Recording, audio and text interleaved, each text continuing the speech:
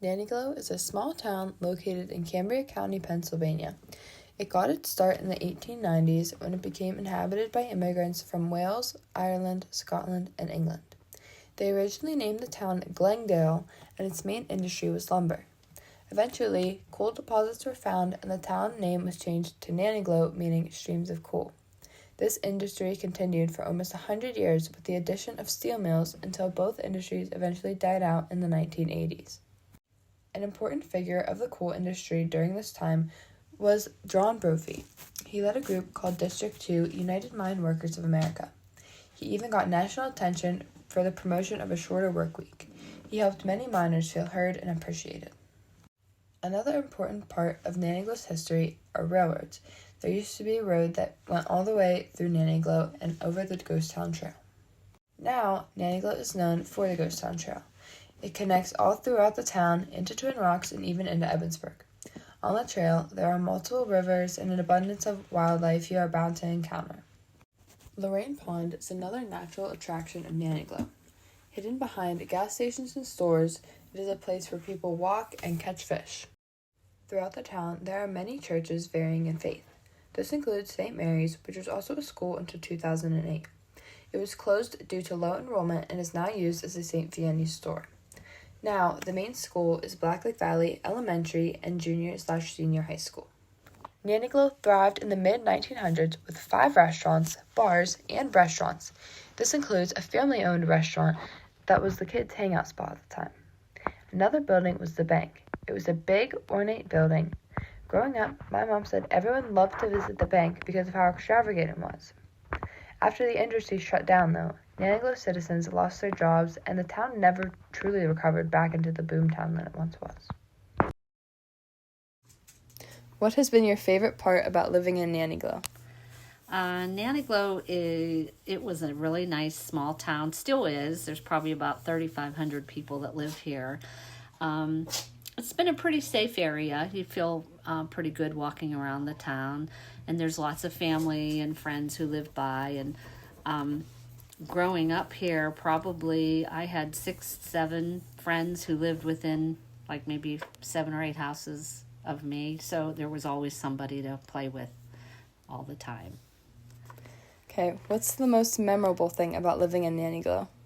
The most memorable would be just being able to play and go anywhere in town. You could go to the ballpark. You could go up to the Boney Pals and climb up there and look down over the town. Mostly we played in the woods, though, and we would have houses, would have pretend houses back there.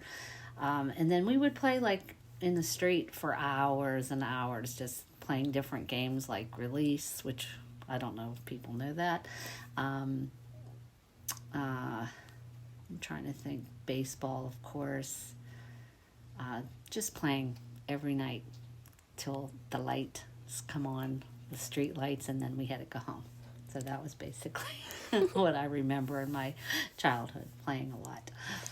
What has changed the most from then till now? Probably the most,